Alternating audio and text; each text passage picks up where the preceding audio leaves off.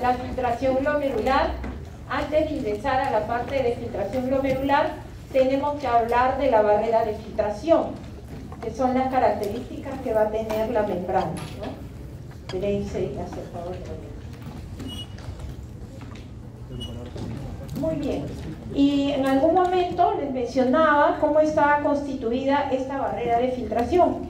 La primera capa interna viene a ser el endotelio, que tiene estos poros, como ven en la imagen, que van entre 70 y 100 nanómetros, ¿no? Tiene la podocalcicina, es una cialoproteína glomerular y que tiene carga negativa. Y pueden pasar a través de estos poros moléculas de bajo peso molecular. La siguiente capa viene a ser la membrana basal glomerular. Como ven acá, esta es la membrana basal glomerular, que tiene también 3 capas, ¿no? ¿Qué hace esta membrana? Impide el paso de las macromoléculas en forma mecánica y eléctrica, ¿no? Uno es por el tamaño de los solutos y el otro es por la carga. Muy bien. Tiene carga negativa, proteoglicanos ricos en heparansulfato. Está compuesto por la lámina rara interna, externa, y en el centro está la lámina densa, ¿no? Todas estas 3 capas tienen sitios aniónicos, son de carga negativa. Y por último está la capa epitelial, formada por los podocitos, llamados así por tener estas prolongaciones en formas de pies que van a formar hendiduras que van a permitir la filtración, ¿no? También envuelven y sintetizan la membrana basal glomerular y forman los poros de filtración. Entonces, como vemos, son 3 componentes que tienen que atravesar el filtrado, o sea, desde la sangre hacia la cápsula de Bowman. Y esta es la microestructura de la membrana basal glomerular, aquella que tiene 3 capas, como hemos mencionado. Tienen laminina 1, que es estos cordones que se ven acá medios morados. Tiene colágeno tipo 4, que son los anillos morados. Tiene nidogén o enactina y proteoglucanos por el interior, ¿no? De tal manera que van a ser una estructura en forma de malla, como la que vemos hacia el lado derecho, ¿no? Este es un modelo de Mohamed et al. Y muy bien, cuando hablamos de los podocitos, de esas células epiteliales que hemos visto que son la capa más externa de la barrera de filtración, vamos a ver esta estructura entre pie y pie de podocito, ¿no? Que ya es a nivel molecular. Tenemos la nefrina, que son los círculos rojos, la pecaderina, que es este dispositivo amarillo graficado de esa forma. Tenemos la podocina, que son estos que son casi lilas, y tenemos la alfa-actinina. Todos están formados por diferentes compuestos como la actina y la catenina, ¿no? Todo esto es una estructura molecular que lo que va a permitir es que hayan estas barreras y que solamente algunos solutos puedan atravesar la membrana basal o la barrera de filtración, ¿no? Si esto se altera, especialmente los compuestos que están en este sector, van a ocasionar, ¿qué cosa? La salida de solutos que en circunstancias normales no pasarían la barrera de filtración, como la proteína, ¿no? La proteína y también la glucosa. Generalmente las afecciones que alteran la nefrina son genéticas, ¿no? Muy bien, y entonces llegamos a la filtración glomerular. La filtración glomerular, como ya hemos descrito, es el paso desde el capilar glomerular hacia la cápsula de Bowman, y es el paso inicial para la formación de la orina. Este líquido que pasa a través de esta barrera de filtración se conoce con el nombre de ultrafiltrado, ¿no? Eso es lo que va a pasar. Entonces, para que esto se dé, tenemos que ver que hay un movimiento del fluido a través de los glomérulos, que lo vimos también en otro momento, ¿no? tienen que pasar la barrera de filtración. ¿Y cómo pasan la barrera de filtración? ¿Cómo pasa desde el endotelio vascular hacia la cápsula de Bowman? Esto se va a hacer gracias a las fuerzas de Starling, ¿no? Y también en relación a la permeabilidad de la membrana y la diferencia de presiones y la extensión de la membrana, la superficie, el área donde se va a realizar estas fuerzas para que, de presión, para que pueda pasar el ultrafiltrado. Muy bien, entonces tenemos los determinantes de la tasa de filtración glomerular. La primera, la suma de las fuerzas de Starling a través de la membrana glomerular, que va a determinar la presión de filtración neta. El coeficiente de filtración del capilar glomerular, que se determina por un cálculo matemático, ¿no? Filtración glomerular entre la presión de filtración. Como veremos adelante, vamos a ver que la presión de filtración glomerular es 10 milímetros de mercurio. ¿Por qué? Porque si vemos a las fuerzas de Starling, aquí los tenemos, vamos a tener que la presión hidrostática del capilar glomerular, que depende de la presión arterial, es 60 milímetros de mercurio. Es una fuerza que favorece la filtración. Y por otro lado, tenemos la presión oncótica dada por las proteínas, la albúmina en especial, que es de 32 milímetros de mercurio, que se va a oponer a la filtración. Por último, la cápsula de Bowman también tiene una presión que impide o trata de impedir el paso del filtrado, y este equivale a 18 milímetros de mercurio. Si hacemos la suma algebraica de las fuerzas que favorecen la filtración y las fuerzas que se oponen a la filtración, es que obtenemos esa presión neta de 10 milímetros de mercurio. ¿Por qué? Porque si sumamos 32 más 18 es 50. 60 menos 50, 10 milímetros de mercurio, ¿no? Esa es la presión neta de filtración. Y esto es una imagen que nos dice qué pasa con el filtrado, ¿no? Ya sabíamos que llega el flujo plasmático renal a través de la arteriola aferente, y sabemos que solamente va a pasar hacia el filtrado o el ultrafiltrado el 20%, o si hablamos de fracción de filtración 0.2, y el resto va a retornar el 80% por la arteriola F, y ahí está como sucede. Muy bien, entonces hemos hablado ya de estas fuerzas, solo para decirles que la presión oncótica del espacio urinario o cápsula de Bowman tiende a 0 porque no tiene proteínas, ¿no? Es 0. Ya eso hemos visto. Ya hemos visto también que la presión de filtración va a actuar sobre una superficie, ¿no?, de intercambio, con una constante de permeabilidad hidráulica que es la K, que son mililitros por minuto por milímetro de mercurio, ¿no es cierto? Y esto va a producir una velocidad para el filtrado glomerular por minuto. Y entonces la tasa de filtración glomerular es la presión neta de filtración por esta constante de permeabilidad en la superficie del glomérulo por el área, por la superficie del glomérulo, ¿no? Ahí está, presión neta de ultrafiltración, la permeabilidad y el área de la ultrafiltración. Si resumimos todo esto, es tasa de filtración glomerular igual a presión de filtración por el coeficiente de filtración, ¿no?, que ya está multiplicando ambas variables. Y esto equivale, si fuera por presión de filtración, 12.5 milímetros de mercurio, ¿no? Si cambia alguno de estos componentes, que son parte de los participantes en la filtración glomerular, va a cambiar la tasa de filtración glomerular. Si disminuye alguno de los componentes, como la superficie o como la permeabilidad, va a caer la tasa de filtración glomerular, ¿no? Si baja la presión de filtración glomerular, también va a caer la filtración. Y aquí tenemos algunos factores que reducen el filtrado glomerular. Factores que pueden reducir, tenemos disminución del coeficiente de filtración. ¿Cuándo se presenta? cuando hay nefropatía, diabetes mellitus, hipertensión. Cuando hay un aumento de la presión oncótica o de la presión interna, ¿no?, de la cápsula de Bowman. ¿Cuándo va a pasar eso?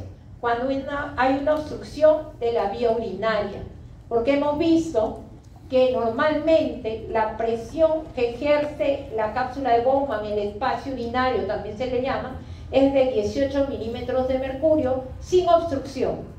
Si nosotros ponemos una obstrucción, puede vencer muy rápidamente a la presión de filtración, que es 10 milímetros de mercurio. Por lo tanto, no habría filtrado. Hay falla renal por obstrucción de la vía urinaria. Muy bien. Luego tenemos el aumento de la presión oncótica cuando hay aumento de las proteínas plasmáticas, especialmente en paraproteínas, donde se van a producir grandes formaciones de cadenas ligeras o cadenas pesadas, gamopatías monoclonales, etc. Una neoplasia hematológica como el mieloma múltiple, ¿no? Y eso también va a ocasionar caída de la tasa de filtración glomerular. Cuando disminuye la presión hidrostática del capilar glomerular, obviamente, ¿no?, si disminuye la llegada de sangre en la arteriola.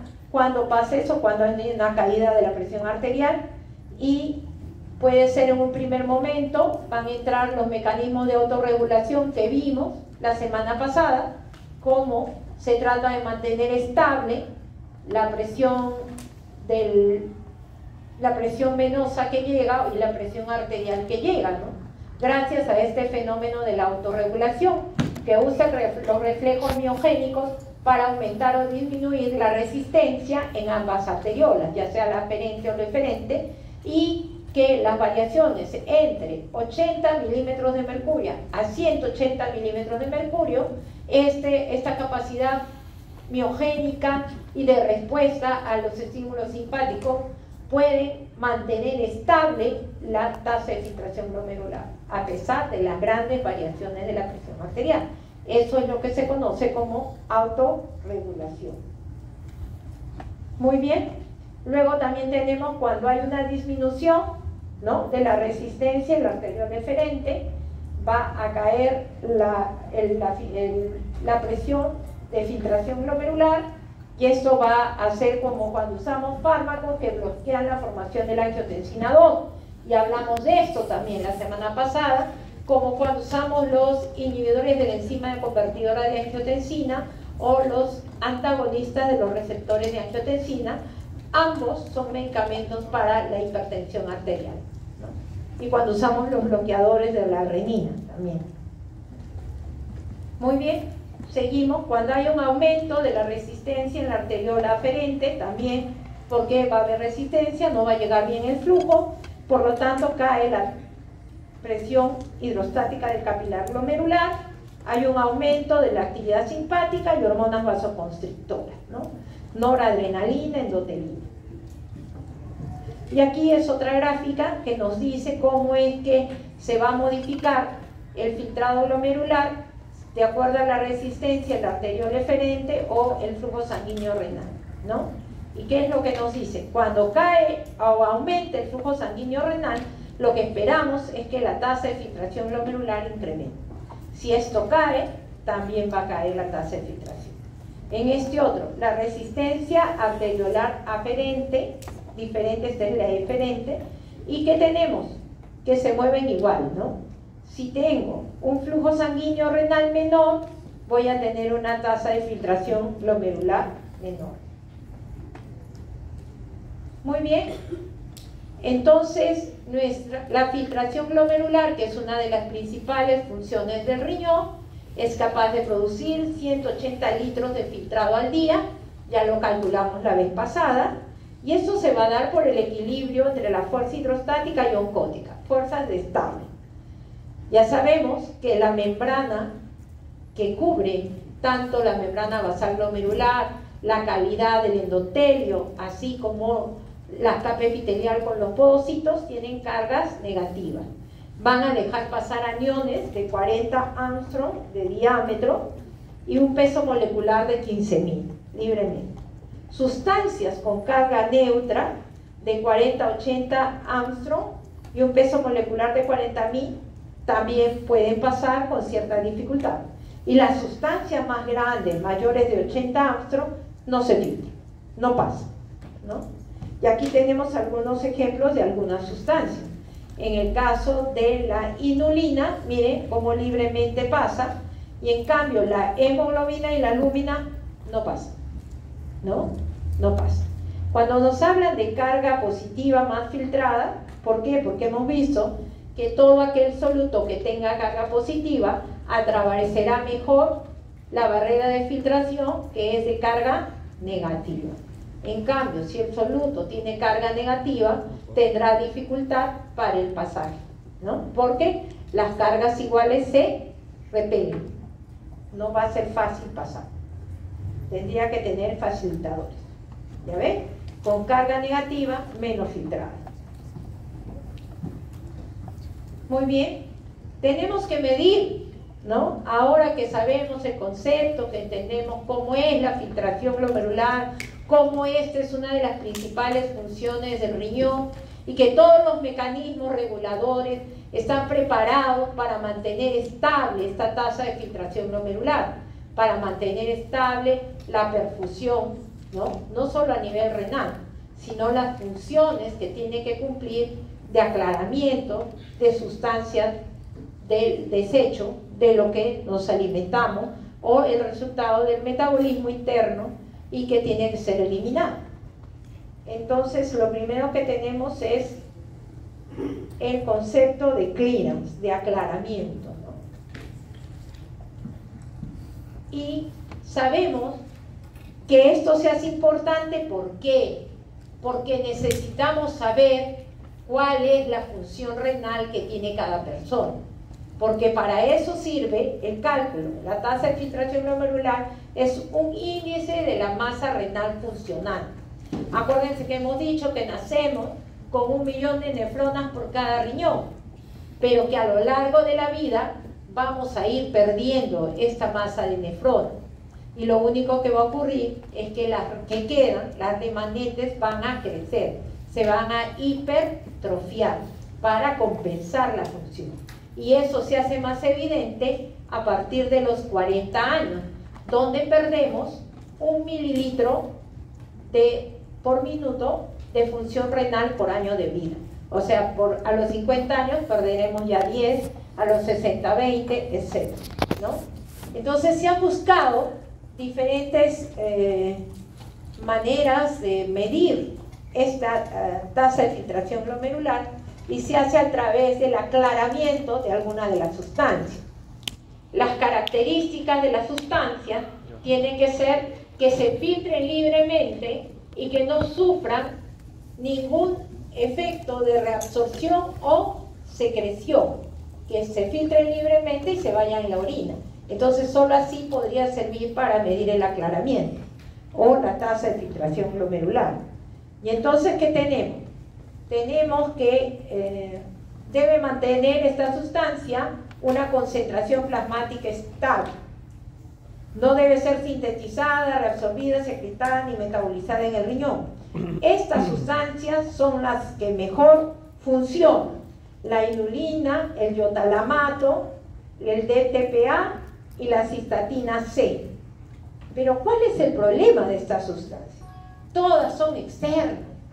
Tendríamos que inyectarle a los pacientes para poder medirlos, ¿no?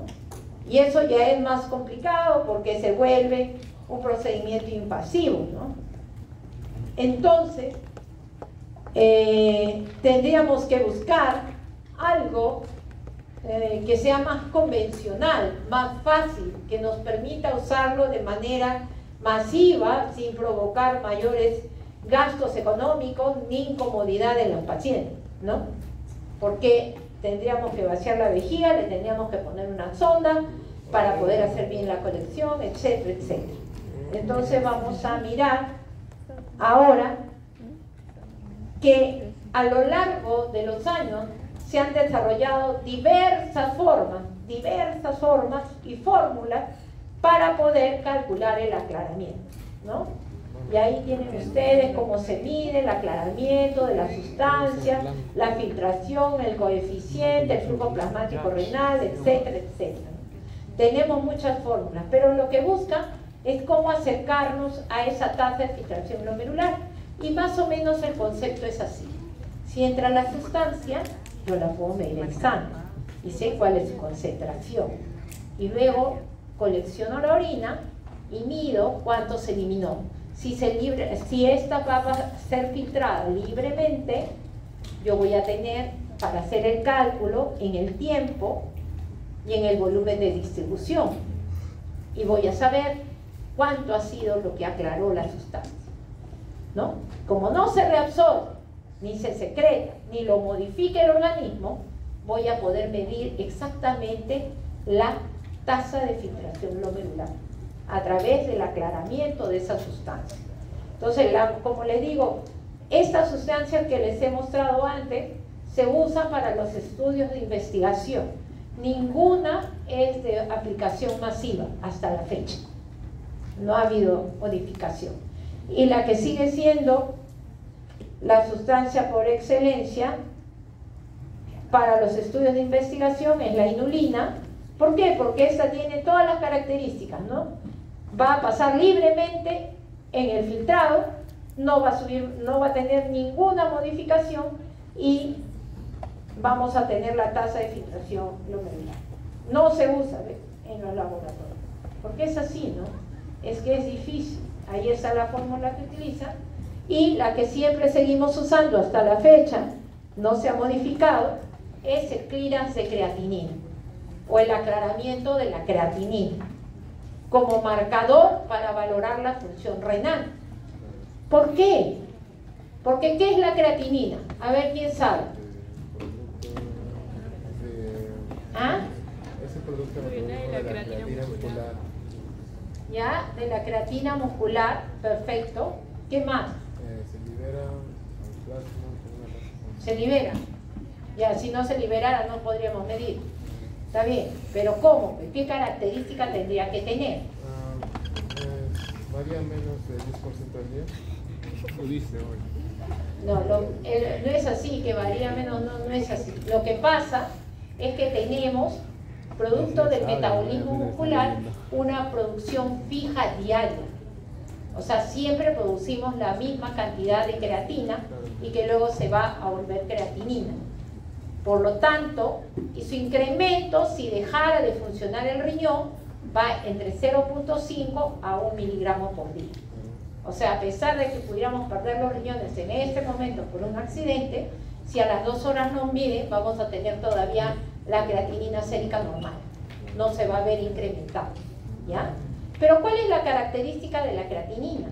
La creatinina se va a filtrar libremente, no va a sufrir una modificación en el tubuli, pero, tiene un pero, que hay un 10% que puede ser secretado a nivel tubular. Y esto se vuelve más importante cuando la persona tiene enfermedad renal, porque no puedes medir exactamente la función renal porque tienes un fenómeno que está interfiriendo como la secreción tubular. O sea, cuando hacemos aclaramiento de creatinina en un paciente renal, hay una sobreestimación de la tasa de filtración glomerular por el fenómeno de la secreción. Pero igual siendo, como sabemos, si tenemos el conocimiento, sigue siendo útil.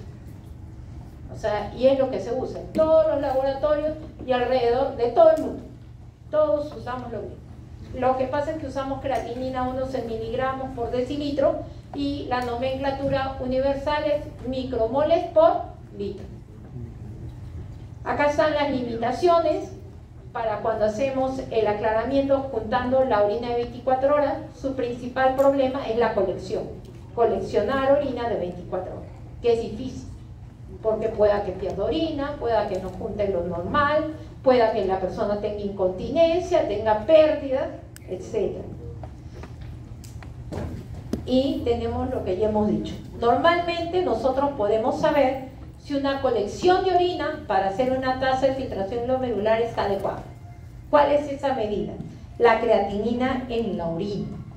para considerar que la muestra es adecuada, debe estar entre 20 a 25 miligramos por kilo, ¿no?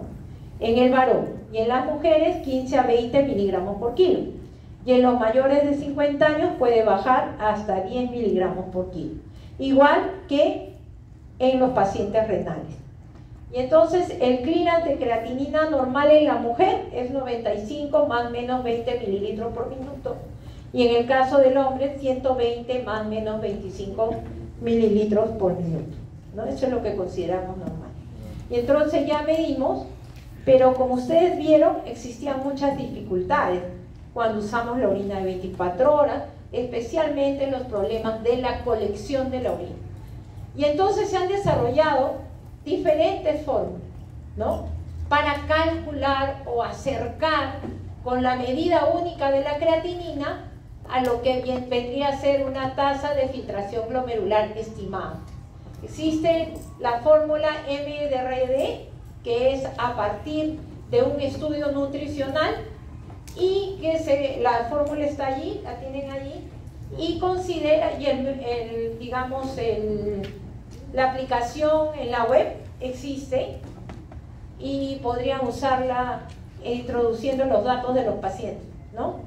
Pero la que hoy se usa, y es ya como una nomenclatura internacional, es la tasa de filtración estimada de enfermedad CKD, o sea, de enfermedad renal crónica, desarrollado por un equipo de investigadores que se han hecho denominar EPI.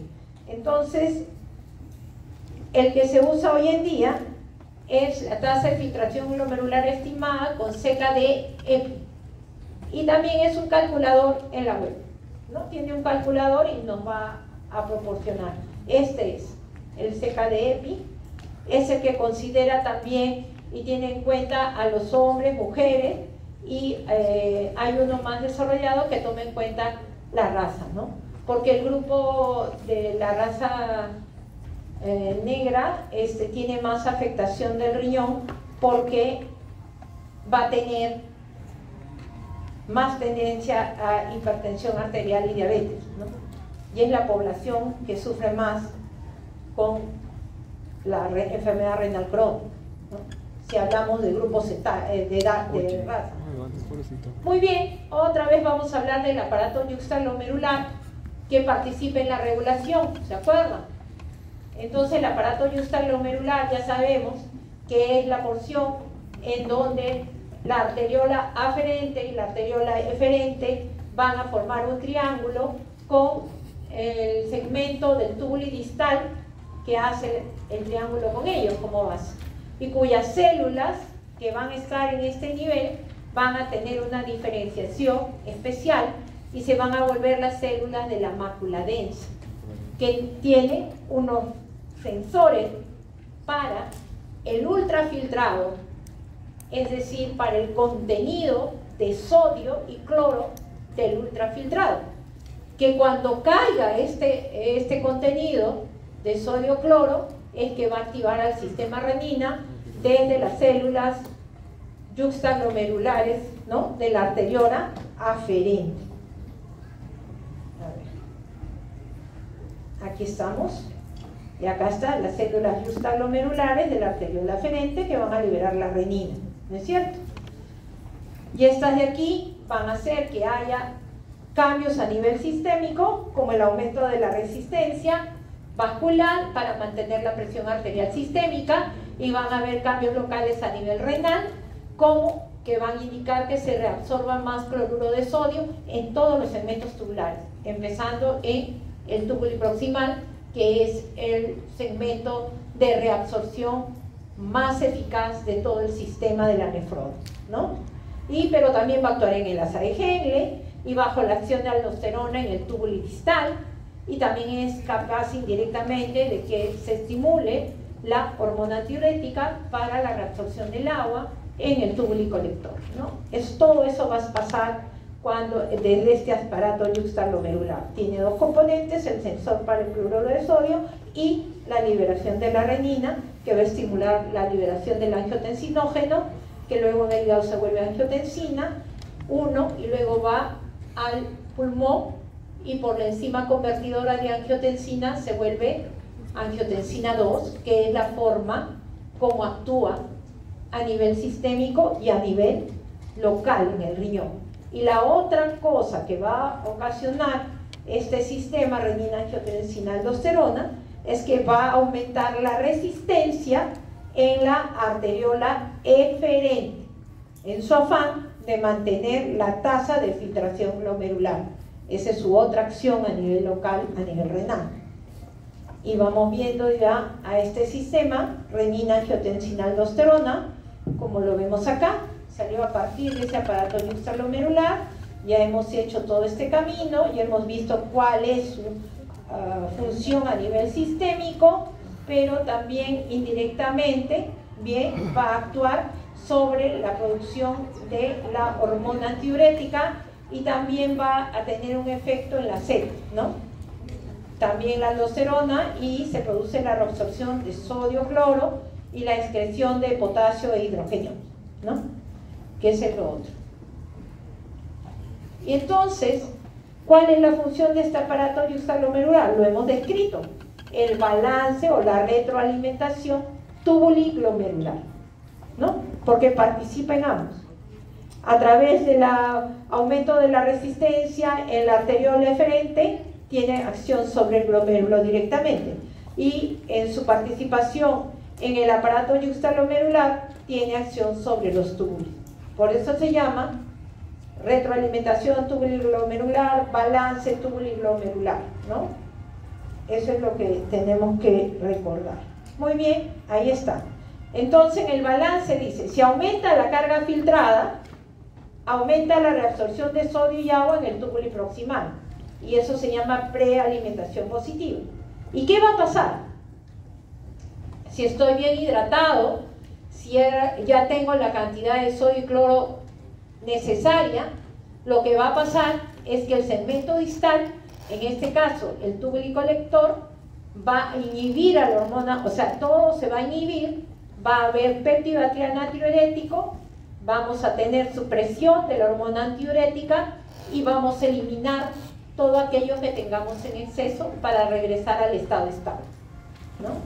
Y lo inverso va a pasar si no llega la cantidad de cloruro de sodio necesaria en el filtrado, se activa renina-angiotensina-aldosterona y directamente también hormona antidiurética para reabsorber todo, incluido el agua, y otra vez regresar al estado estable, ¿no? Entonces son dos extremos de cómo se regulan los líquidos y los solutos. Y esto es el mecanismo de retroalimentación de la mácula densa y la autorregulación de la presión hidrostática glomerular y el filtrado glomerular. Si cae la presión arterial, hay una caída de la presión hidrostática del capilar glomerular. Esto nos va a llevar a una caída de la filtración glomerular. Si hay esta caída de la filtración glomerular, probablemente ha caído el cloruro de sodio que llega a la mácula densa. Por lo tanto, se va a activar renina, angiotensina 2, y esto va a aumentar la resistencia de la arteriola eferente, otra vez para mantener la tasa de filtración glomerular. Por el otro lado, va a haber una caída de la resistencia de la arteriola aferente para tratar de que llegue mayor sangre en ese momento. Y ya sabemos la otra función, que es aumentar la reabsorción de cloruro de sodio en los túbulos, ¿no? Y todos los mecanismos tratan de hacer lo mismo. Y ahora avanzamos más, ya pasamos el filtrado, ya se fue desde la barrera de filtración a la cápsula de Bowman, y ahora nuestro ultrafiltrado ya está en el túbulo, ya llegó al túbulo proximal, y vamos a hablar ahora de otra de las funciones del riñón o de la nefrona, que es la reabsorción tubular. Lo primero, recordar que el 99% del filtrado se va a reabsorber, y el mayor porcentaje, como vimos la vez pasada, entre el túbulo proximal y el asa de Henle, ¿no? Ahí es donde se produce la mayor reabsorción. Entonces tenemos que de los 180 litros vamos a tener la reabsorción de 178.5, de tal manera que solamente va a haber 1,5 litros de orina. El volumen de la orina, como también conversamos en la clase pasada, va a depender también de la ingesta de líquido, cuánto agua tomamos. De acuerdo a ello también se modifica, o ¿de acuerdo a qué? Porque hay dos mecanismos. ¿Cuál es el otro? ¿De la angiotensión? ¿Ah? ¿De la angiotensión? La cantidad de solutos obligatorios a eliminar. ¿De acuerdo? De acuerdo a eso, también vamos a tener una modificación en el volumen del orina. Ya vimos las características del túbulo proximal, por qué es el que va a ser el que reabsorbe con mayor eficiencia los solutos y también el agua un poco, porque no solo reabsorbe solutos. Claro que la regulación final ocurre a nivel del tubulín colector. Muy bien, recordar que la glucosa y los aminoácidos, las proteínas, se van a reabsorber en un 100%. No debemos ver proteínas en la orina, ni tampoco glucosa. No hay. Si la vemos, entonces, y si la glucosa está normal en la sangre, y yo veo glucosa en la orina, hay un defecto tubular, no está reabsorbiendo. Estamos hablando de una tubulopatía. Miren, solo ese dato. Y la mayor parte, más o menos 65% del cloro, del sodio, del potasio, se van a reabsorber en el túbulo proximal. Y un 25% en el asa de Henle, ¿no? Y como toda función, tiene reguladores. ¿Y cuáles son esos mecanismos reguladores de la reabsorción tubular? Son casi los mismos que regulaban también el flujo sanguíneo renal o la tasa de filtración glomerular. Y en este caso tenemos la angiotensina 2, que vimos que hacía que se reabsorba cloruro de sodio, ¿no? Y la liberación de aldosterona, que lo que va a hacer es reabsorber sodio a nivel distal y eliminar o secretar potasio. A la vez que reabsorbe un sodio, secreta un potasio. Y cuando el potasio está disminuido o cuando hay una carga ácida, lo que va a secretar es hidrogenión ácido. El intercambio, siempre va a haber un intercambiador. Y como es una función de reabsorción, se va a hacer con gasto de energía. Con gasto de energía. Con gran demanda de consumo de oxígeno. Oxígeno. Ese segmento, por eso es el segmento que más se daña cuando hay hipoperfusión, es el segmento recto del túbulo proximal. Es donde se produce la famosa necrosis tubular aguda. ¿Ya? Porque tiene una razón, porque es el más lábil a la hora de caer. Entonces tenemos el efecto de la angiotensina 2, como vemos acá. Miren, hay gran consumo de energía para que haya el intercambio entre el ingreso del potasio y la salida del sodio, ¿no? También indirectamente hay una bomba que facilita la secreción de sodio y bicarbonato hacia el lado del capilar tubular, ¿no? Este es el lado del capilar tubular y este es el lado de la luz tubular. Por aquí transcurre el ultrafiltrado para irse a la orina. Muy bien. Entonces, ¿para qué sirve la reabsorción? Si hemos dicho que se tiene que reabsorber el 99%, es un mecanismo de la regulación. ¿Se acuerdan cuando hemos visto la semana pasada el movimiento de los líquidos y lo que es el equilibrio hídrico? Entonces, un regulador justamente es la reabsorción tubular. ¿Por qué? Porque tenemos que evitar excesos de agua y sal. Tenemos que mantener el estado estable, la homeostasis. Y el riñón hace eso, ¿ya? Entonces, ya hemos dicho, 90% del filtrado es reabsorbido en el túbulo proximal y el asa de Henle. Ya se los dije hace un rato, se los remarcamos de nuevo. Los cambios cualitativos finales en la excreción urinaria van a depender de cuánta reabsorción ha habido, ¿sí o no? Como cuando vamos a ver lo que es mecanismo de contracorriente. porque ese mecanismo de contracorriente es el capaz de producir la orina más concentrada. O sea que en poco volumen de agua saquemos una gran carga de solutos para mantener estable el medio interno.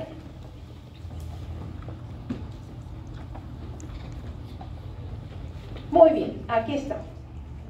También vamos a ver que cuando hay un exceso de volumen, por decir polidipsia, potomanía, esas cosas, hay un aumento del volumen. Entonces lo que va a hacer el aumento de volumen inhibe a la angiotensina 2, por lo tanto ya no hay absorción ni de cloruro de sodio, ni tampoco aumento de la resistencia del arteriol eferente, ni aumento de la resistencia sistémica, ¿no? Vascular sistémica, para mantener la presión. Entonces en este caso lo que se libera son otros mediadores químicos como la dopamina y el péptido atrial natriurético, que van a facilitar la excreción urinaria de sodio, ¿no? Este es el efecto contrario de lo que hemos venido hablando de renina-angiotensina aldosterona. Y aquí es procesos tubulares que nos muestran más o menos cómo es la reabsorción en el segmento proximal, y no solamente es agua y electrolitos, también glucosa, aminoácidos, proteínas, también se reabsorbe urea y se va a secretar ácido hipúrico y sustancias extrañas, porque les dije desde la primera clase que lo que el riñón va a hacer a través de la secreción es eliminar los metabolitos, en el caso de envenenamientos o intoxicaciones, o los metabolitos de los fármacos que tomemos, ¿no? La mayoría de ellos no se van a eliminar por filtración, sino por secreción tubular. Por otro lado, bajo acción de aldosterona, tenemos la secreción de potasio, de hidrógeno y de amonio, ¿no? La reabsorción de sodio y agua en los segmentos distales. Acuérdense, los segmentos distales son los segmentos reguladores. Muy bien, ¿existen tipos de reabsorción? Sí, pues, porque va a depender si es un transporte activo o pasivo. Aquí entra lo que vimos al comienzo, en la primera clase, ¿no? ¿Cómo era el transporte activo?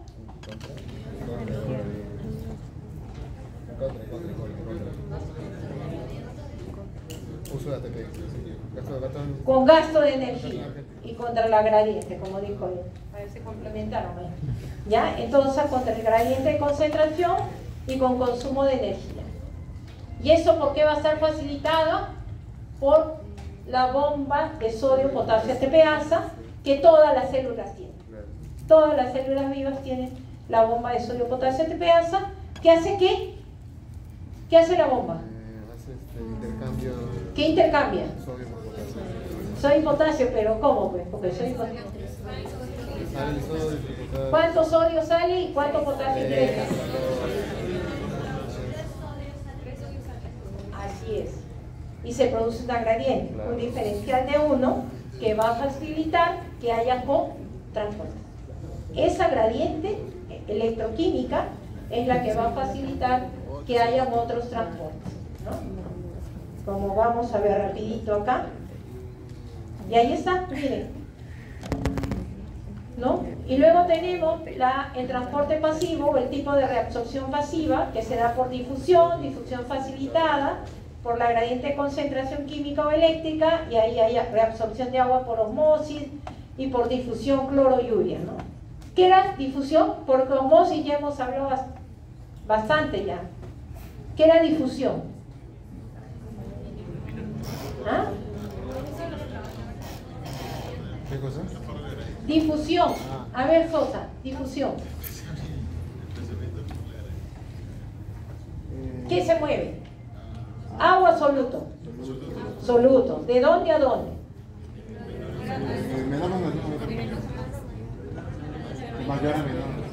De mayor a menor. De mayor, o sea, se mueve el soluto del lado de mayor concentración de soluto al de menor concentración de soluto.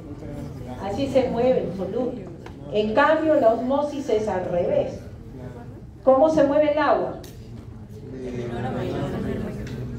del lado de menor concentración al lado de mayor concentración de solutos. El agua se mueve así. Eso es osmosis. Acuérdense la diferencia, porque eso sí viene en el examen, ¿no? Bien, y esto es lo que les decía, que cuando hay consumo de energía a través de esta bomba de sodio, potasio, ATPasa, se crea el medio para un transporte activo secundario a través de cotransportadores, ¿no? Que usan la energía de esta bomba. ¿Cuáles son? Miren, ahí tenemos la glucosa que va a pasar a través de este transportador sodio-glucosa o sodio-aminoácido generado por la bomba de sodio-potasio ATPasa, ¿no? ¿Ven? Acá están las dos bombas, sodio-aminoácido y sodio-glucosa, ¿no? Y en esa bomba de sodio-glucosa es donde les dije que va a actuar este medicamento nuevo, que es el inhibidor de este transportador, y que es la novedad para el mejoramiento de la proteinuria, porque por alguna razón se enlazan con la otra bomba y van a disminuir la progresión de la enfermedad renal, especialmente en los diabéticos, porque además va a hacer que orine el azúcar. Ese inhibidor va a producir glucosuria, aumento de glucosa en la orina, y va a hacer que tampoco se elimine la cantidad de proteína, y eso va a favorecer. Muy bien.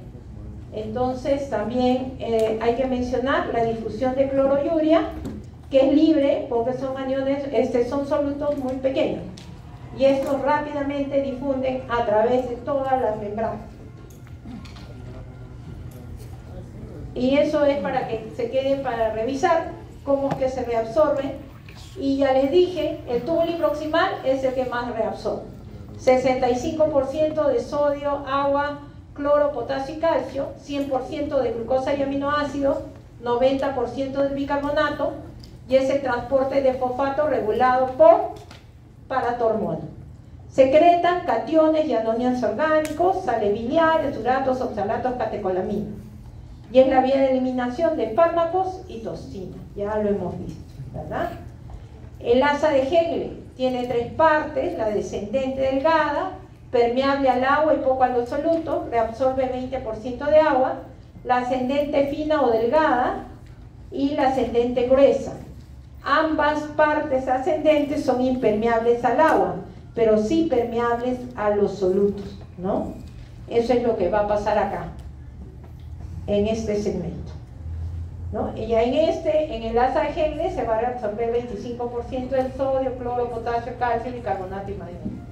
Y el asa de Henle va a participar en la concentración urinaria, especialmente a través de las nefronas yuxtamedulares, cuyas asas de Henle son muy largas y llegan a la profundidad de la médula renal. Y acá, como ustedes ven, en la luz tubular existe un transportador sodio, potasio, 2-cloro, ¿no? Que va a salir a través de lo que se va a generar aquí en esta bomba, y también una bomba sodio, o sea, un cotransportador sodio-hidrógeno. ¿Por qué es importante mencionar eso? Porque este es el lugar donde va a actuar los diuréticos de asa, como la furosemida, el ácido etaclínico y la bumetamina, ¿no? Por lo tanto, van a actuar aquí y van a disminuir la reabsorción de ese 25% de estos solutos. El túbulo distal especialmente va a estar encargado de la regulación y está influida por la acción de la aldosterona. En este segmento van a actuar los diuréticos conocidos como tiacidas. Y si ustedes se dan cuenta, solamente se reabsorbe 5% del cloro y sodio filtrado. Es poquito, pero como es un regulador, es muy importante. Luego tenemos el túbulo colector, que va a tener 2 segmentos: el túbulo colector cortical y las células intercaladas, ¿no? El túbulo colector cortical y la porción final del túbulo distal son impermeables a la urea. ¿Por qué hablamos de la urea? Porque la urea es uno de los elementos que va a participar en el mecanismo de contracorriente también.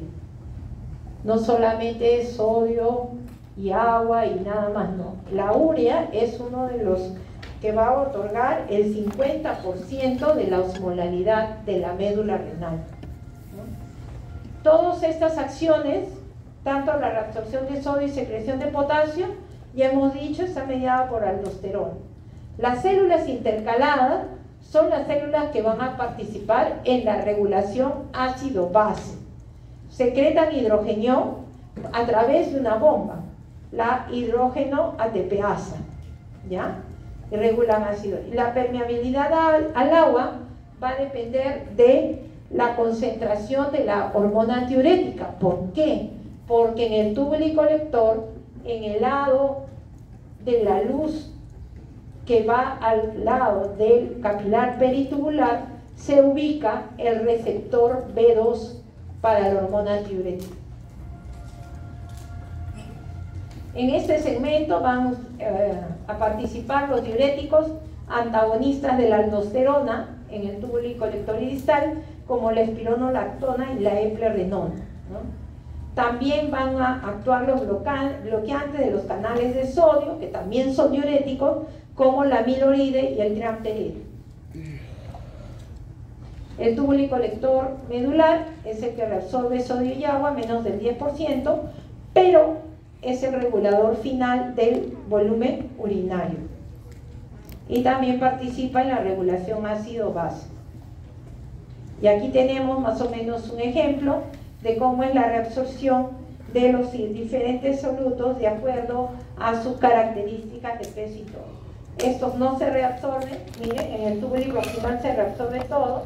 Los demás solutos, casi todos, se van a reabsorber en todo el segmento tubular, como el bicarbonato, el sodio, el cloro, el potasio, ¿no? La creatinina, la inulina, el paramino y purato. Solo los que son en el túbulo proximal, en un 100%, glucosa, proteínas, aminoácidos. Muy bien. Y la reabsorción también se va a dar por las fuerzas de Stirling, que favorece, opone a la reabsorción. Entonces tenemos que los determinantes que van a variar con cambios hemodinámicos es la presión arterial. Si la presión arterial aumenta, aumenta la presión hidrostática del capilar peritubular. Si aumenta la presión, disminuye la reabsorción. Si hay un aumento de la resistencia de la arteriola aferente, acá está, o disminuye la presión del eferente, la presión hidrostática del capilar peritubular va a aumentar y va a aumentar la reabsorción. El aumento de la presión coloidosmática del plasma aumenta la reabsorción. Y el aumento de la fracción de filtración también aumenta la reabsorción. O sea, llega más filtrado y se favorece más la reabsorción. ¿Cuáles son sus mecanismos reguladores? Yo les hablé desde el comienzo, que son los mismos que regulan el flujo sanguíneo renal y la tasa de filtración glomerular, como son renina, angiotensina, aldosterona, que van a favorecer la reabsorción de sodio y secreción de potasio, y también esto va a ser gracias a que en el lado apical se activa la bomba de sodio-potasio ATPasa. Y ahí tienen ustedes donde se van a producir las acciones. Avanzamos y llegamos al famoso mecanismo de contracorriente del que hemos venido hablando. Entonces, este mecanismo de contracorriente es aquel que va a favorecer la concentración o dilución de la orina. Va a tener los siguientes participantes. Tenemos por un lado el asa de Henle, que tenemos acá. Tenemos al túbulo colector cortical y medular, los dos, y los capilares que rodean a estas asas de Henle, que son conocidos como la basa recta.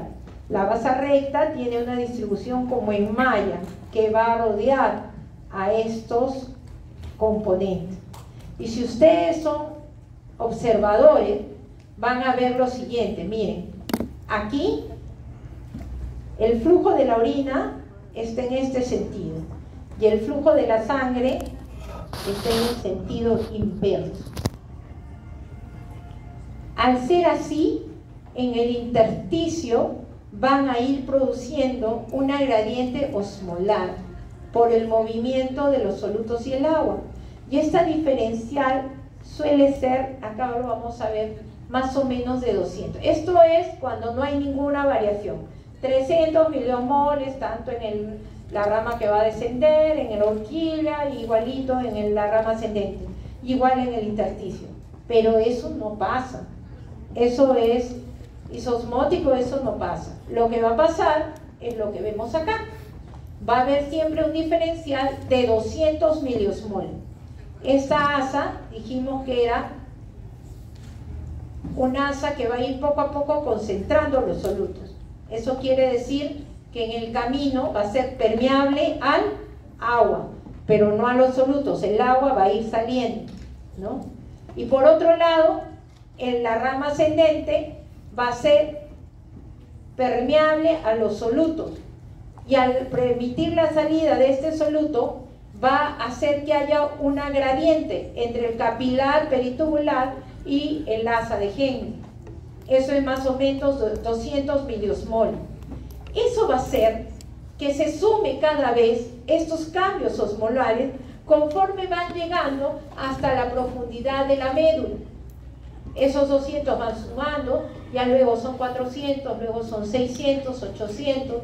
Finalmente, en la horquilla, el riñón puede tener una osmolaridad de 1200 a 1400 miliosmol.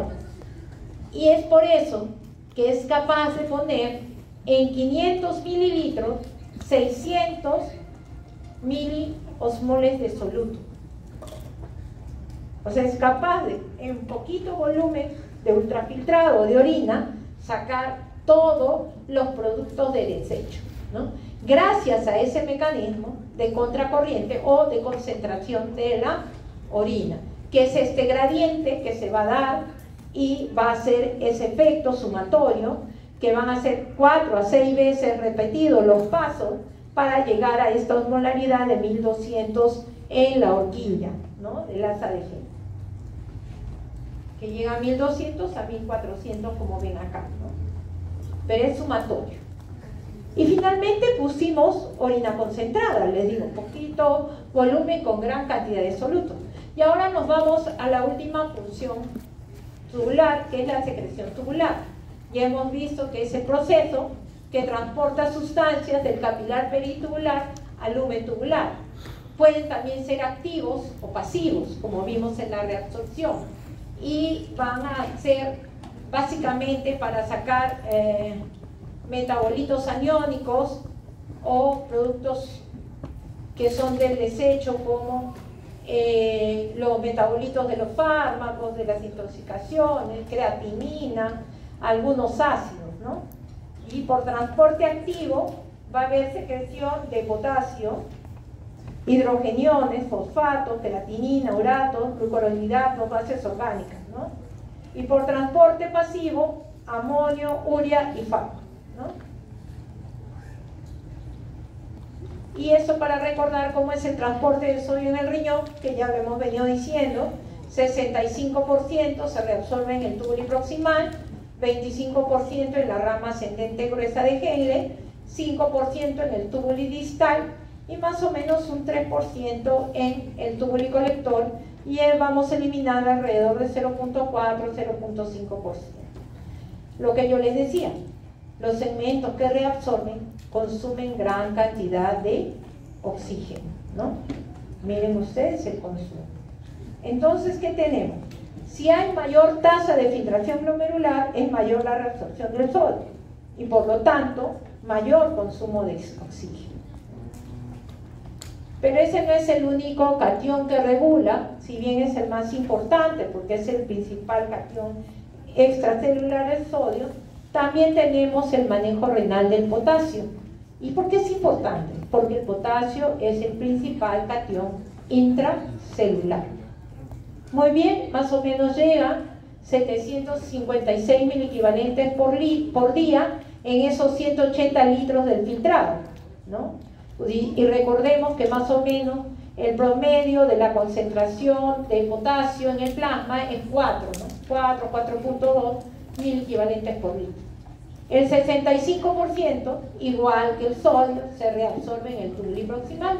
Y más o menos parecido, 27% en el asa de GL, 4% en el túbulo distal, y tenemos que finalmente hasta 12% se puede eliminar. ¿Por qué? Porque va a depender de lo que comamos. Acuérdense que es un mecanismo regulador el que hace el riñón. Si yo como más alimentos con potasio, voy a eliminar más. Y si ustedes recuerdan, el potasio, si bien es un catión intracelular, el 80% se elimina por el riñón, ¿no? Y eso es lo que hay que recordar. Lo demás es en S y por el sudor, pero es muy poca cantidad, ¿no? Entonces siempre el regulador principal de eliminación o selección del potasio es el riñón. Y ya lo sabemos, y ya eso es lo que va a pasar. Y sabemos que va a estar influido por aldosterona. Y cuando esté influido por aldosterona, vamos a tener canales propios para hacer este trabajo. Para la reabsorción del sodio, vamos a tener el canal epitelial del sodio, que se conoce como ENaC, como lo ven en la figura, ENaC. Y para la secreción del potasio, vamos a tener un canal especial que se llama el ROMK. El ROMK, ¿no? Y son canales especiales, o sea, son diferenciados. Muy bien. Hemos hablado todo eso, ¿por qué? Porque ya hemos revisado, han leído que se va a producir la regulación del volumen sanguíneo y del extracelular. El riñón hace eso para mantener la homeostasis. ¿Y qué tenemos? Un ligero cambio en el volumen sanguíneo produce un cambio acentuado en el gasto cardíaco.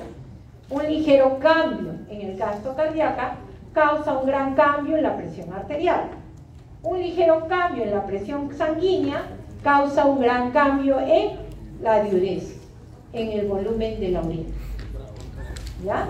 Entonces, si tenemos que disminuir el volumen sanguíneo y cae la presión arterial, lo primero que van a actuar son los factores nerviosos y hormonales para tratar de retener los líquidos, especialmente renina, angiotensina, aldosterona para retener sodio y hormona antiurética para retener agua.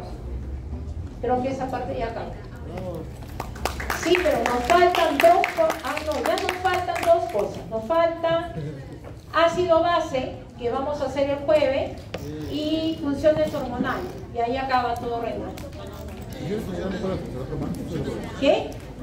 No, el día 4 me dijo el doctor Torres que él hace la parte gastrointestinal.